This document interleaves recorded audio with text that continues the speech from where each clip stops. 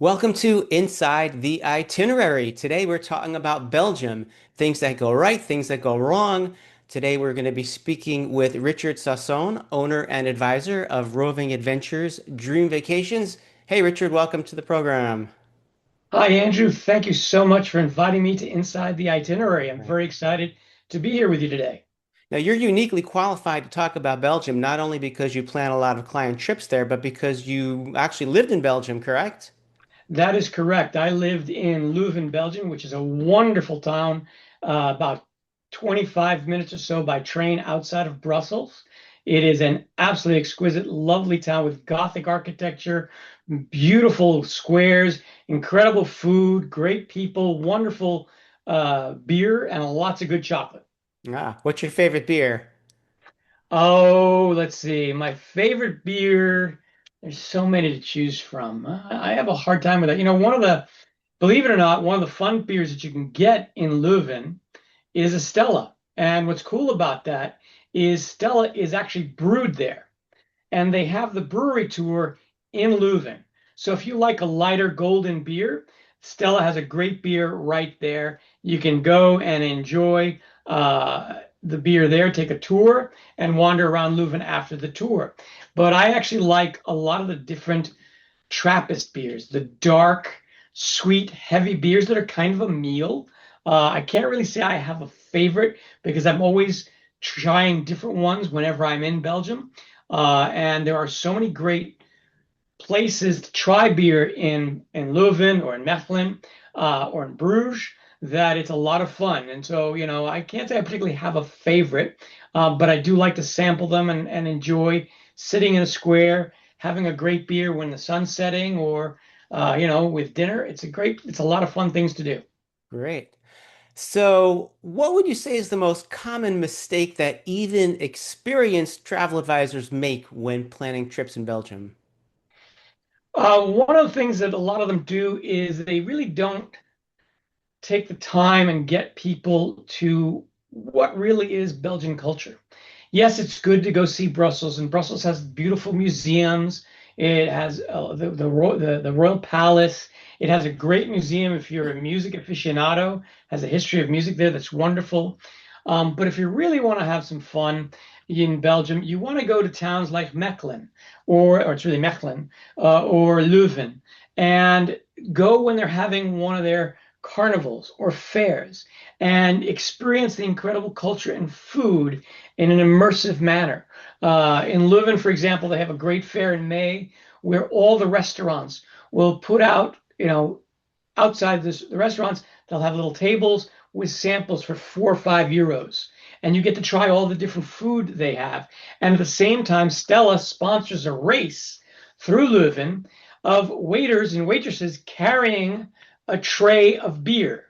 And the key is not only to be fast, but to spill the least amount of beer. Now, think about this. You're running through an area, a beautiful town that has regular pavement, it has cobblestones, it has stairs. You're going through all of this carrying a tray of 6 beers, and they have to measure it to see who spilled the least. And so that's it. They not only award the winner on the fastest, but who spilled the least, which is a lot of fun to watch. It's very, very funny, truthfully.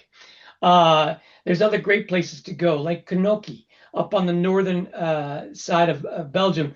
Beautiful coastal, beautiful beach venue to go hang out in and enjoy the sun, enjoy the weather. Go bike riding on the boardwalk. Hang out with a really cool rabbit sculpture that is up there, and check out some other fun shops they've got. And of course, Mechelen is another great town to hang into. And if you really want to have some fun, you go to Bruges. They have the Zot Brewery. That's another fun brewery there. Great place to hang out with there. There's lots of fun things to do in Bruges. A lot of good food again. A lot of unique restaurants and a gorgeous square with fun things to have fun with to do there as well. You can also, one of the other amazing things, everywhere you go in Europe, there is churches and architecture that have been around for centuries. And it's just a lot of fun making sure that when you visit, you're taking the time not just to do the typical tourist destinations, but to actually go and see the exquisite things like the town halls in these cities and the architecture that goes behind it. Look at the Belfry in Bruges, for example, which is amazing. Go to Antwerp, check out the incredible train station, and then go visit the Museum of Fine Arts. So there's a lot of really wonderful things in that manner to see uh, in those areas. And of course, you got to get chocolate. Okay. You don't have to go to the well-known chocolate houses, but rather go to the small chocolate shops and try the exquisite little pieces of chocolate that they make. Or if you're there on a farmer's market, go to the little chocolate stands that display at the farmer's market and see all the fun things that they are doing and how they are really enjoying the amazing chocolates that they develop. And it's as much a food as an art form to enjoy. Great. So let's say that someone's never visited Belgium before and they want to go for, say, 10 days. What would the ideal pacing be and, region to region? So 10 days in Belgium. It's a great question. It's a lot to cover. If you do it right, you pace yourself, right? You can spend a day or two in Brussels, get really immersed in the museums, visit the Royal Palace. Make sure you're going when the Royal Palace is open to visits, as it is not open year round. Visit the beautiful parks they have in Brussels. Visit the uh, the European Union main center of government is located there. You can visit all that. You can visit the beautiful chocolatiers. You can, of course, go and visit Mannequin Piss, which is this little, 1 meter tall bronze statue of a pissing boy in a fountain who supposedly put out the fires that were going on in Belgium. That's the running gag about it. But it really is a simple thing to do for 2 days. Then I would spend a day in Leuven. And I think one of the best times to go in Belgium, truthfully, is May. The weather's exquisite. A lot of the food festivals are there. A lot of great things are occurring. You can enjoy that. Visit Mechelen, check out its town center. Gorgeous church that is exquisite in the center of Mechelen.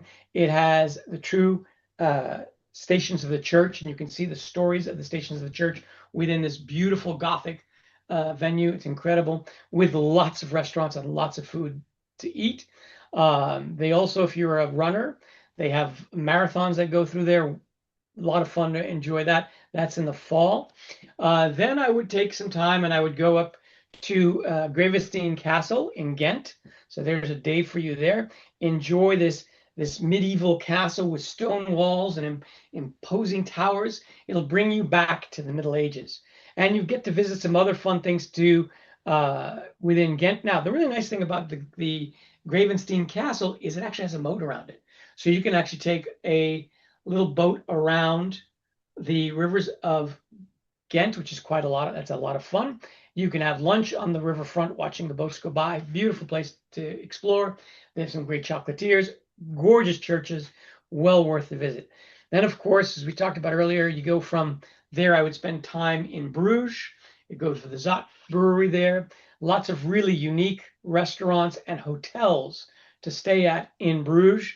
The one hotel that I love over there does not have a single straight wall in it. It was built in the 1600s. Beautiful, antiquated, old hotel with great people, a wonderful, beautiful fireplace in the lobby, which you can hang out in. They'll bring you coffee, they'll bring you tea, they'll bring you beer, they'll bring you lunch and dinner, however you like. After that, I would go and check out Antwerp, the cathedral in Antwerp, the train station in Antwerp, which is one of the largest train stations in Europe. Exquisite architecture, beautiful photographs, and again, wonderful food, wonderful things to do throughout Antwerp. And then after that, make sure as you're going through the cities, you try Belgian fries. By the way, Andy, did you know that French fries are actually Belgian fries? I And had no idea. yeah, and so the reality of it is in World War II, I believe it was, when the Americans were trying these fries, they thought they were in France. So they called them French fries, but they were actually in Belgium. Okay, so Belgian fries are actually French fries, but guess what? They're really Belgian fries. So that's what people call Belgian fries or pomme de terre frites is what they eat. Really different, thick cuts. It's not the thin little French fries you get at McDonald's. They're real Belgian fries. They're really exquisite, a lot of fun, great to eat, and a lot of fun there. So, that's something you can enjoy. And of course, you can then go to the south of Belgium, go to Flanders, and check out all the areas down there. One of the nice things to enjoy in Belgium is bike riding. You can bike in all of these towns. They're all bicycle friendly. All of Belgium is. I really love the fact that you can take a train from pretty much anywhere and it's easy to get around. The trains run effectively. They're relatively inexpensive. I used to love the fact that from where I lived in Leuven, I could get to the airport in under 20 minutes using the train. So I could go travel all over Europe and all over the world from there. You can also go to their main hub in Brussels, and you can get the Eurostar or the Tron Grande Vitesse. You can get to London quickly. You can get to Paris. You can get to Frankfurt quickly and easily, all under 3 hours of travel time. So it is an amazing starting point for a trip to Europe. Begin in Belgium and then expand out. So if you want, you can spend, a week in Belgium, you can spend 10 days in Belgium, you can spend a shorter time in Belgium, but then you can progress and visit the rest of Europe. When I lived there, I got to work and travel to England, to France, to Spain, to Italy, to Germany, and the joy of going back to central Belgium and the people there, truly an exquisite experience. Amazing place to visit, amazing place to live. Great. So, Richard, or I should say, most clients have a budget. Um, but even with your clients with a budget, is there one sort of over-the-top splurge that you really recommend and you really push them because it doesn't just upgrade the trip, but it really can transform the trip? That's one of the really amazing things about Belgium is so much can be done inexpensively. But if I were going to really splurge, it would be in food and finding some of the best restaurants in each of the cities and visiting them. And what you will find in many of the smaller towns, the restaurants, the high-end restaurants don't even have menus. You walk in, you sit down, and the maitre d' or the owner will sit down with you and basically ask you red wine or white wine, and you make a choice, and then they will serve you your food from there. There is no other choice to be made. Okay, they may ask you, do you prefer meat or chicken? That's about it, and then they will cook it for you.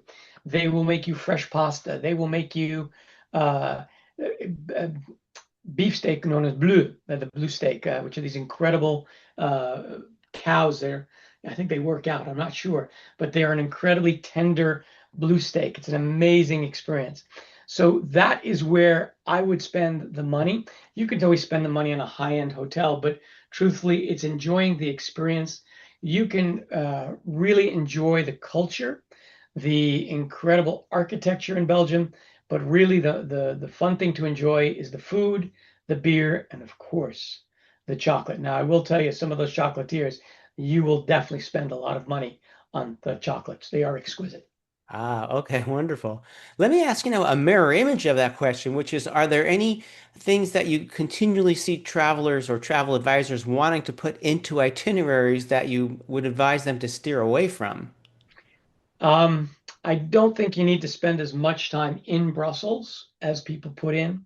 I would focus more on visit Brussels, spend a day. You can do Brussels in a day.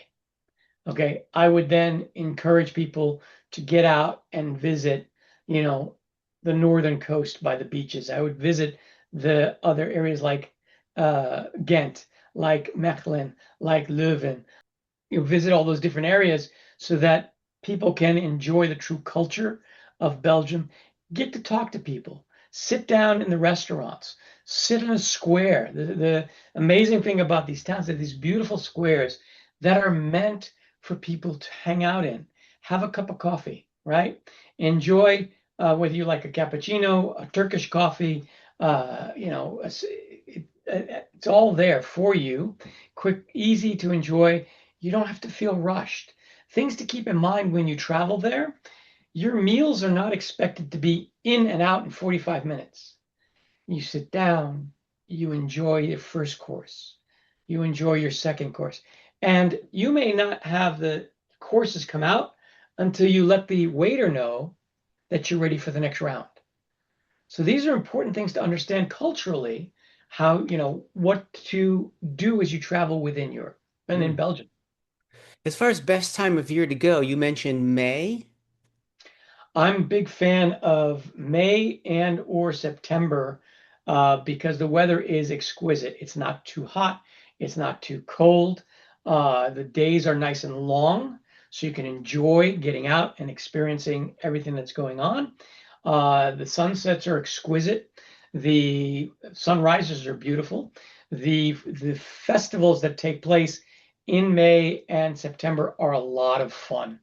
And that's what makes it interesting is being able to connect with different festivals that are taking place within Belgium. That makes it a lot of fun. Like Leuven, for example, it's a small town. When the festival kicks in, 60,000 people come into that town. It's a Wow. town with 12,000 people living in it. So 60,000 people come in for their food festival in May. Speaking of which, do we have to be concerned about crowds and over touristy areas in May and September?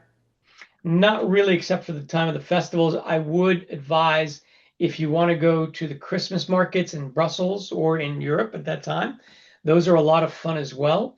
But Brussels Christmas market is packed. Okay. You're going to get to have the nice glue wine. I wouldn't call that glue wine, but they wouldn't call it good wine, but that's okay. It's nice, hot wine. And if you like it, enjoy. But the Christmas time is a wonderful time to be there as well. They decorate the lights, and the center of Brussels is exquisite. The colors, the people in the outfits, the food that's available, incredible experience. It is wall to wall people when you go to the Christmas markets. And the Christmas markets are a lot of fun. Uh, Trinkets and different types of things to experience. Lots and lots of music. That's very enjoyable as well. Are there best types of clients or worst types of clients? Are there people you recommend should go or shouldn't go? Older people, younger people, etc. Couples, singles. Well, I would recommend everyone should go to Belgium once, at least in their life. I think it's a great place to visit. What I always found very interesting is in the United States, what we consider handicap accessible is very different in Belgium. And in Belgium, the streets are cobblestone. There are no, a lot of times there aren't ramps to get into venues, but there are tons of people in wheelchairs and people help them get in and out. It's a very different culture where people who are disabled are actually aided by just people in the area that help people get in and out of different venues and restaurants because these are older buildings, so they may not have egress ramps to make it easy for entrance and exit. I would recommend anyone who wants to go to Belgium be ready to walk. Okay, you're going to walk a lot. It is not a place you're really going to drive a lot. Can you? Sure. Okay, you can drive between the towns, but when you get into the town, you're going to park into the central garage and you're going to walk all over the place. It is a walkable Mm. society, and that's how people look at things. They either walk or they ride a bike. Okay, you're not really driving within town centers. Outside of the town, sure, town to town people will drive or they'll take a train. They have great mass transit in Belgium. Gotcha. What is the biggest don't do this? Uh, don't be disappointed when you go see the mannequin piss, because people have seen this statue of this guy for years, and they think it's this incredibly big thing. It it's small. You go up, you take a couple of pictures, you walk away. Now, what's funny is throughout the year they put different costumes on him.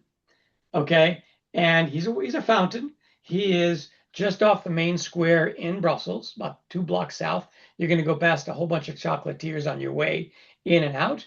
But it's not a big statue. It's kind of like when you go to the Louvre and you go look at the Mona Lisa. It's a 1 foot by 1 foot square. It's not a big picture. Same thing for Madigan Piss. He's a small statue, and I remember the first time I went to see him, and I went, "Oh, I'm expecting a big statue," and I went, "That's where's the rest of it?" And my colleagues looked at me and went, That's it, my man. Okay, got it. Well, Richard, thank you so much for joining us. Those were some amazing insights. Um, I'm going to put Richard's contact information in the description. If anyone wants to follow up with Richard, you can see you'll see his contact info in the description. I'll put mine in there as well. Thank you again, Richard, and safe and happy travels, everyone.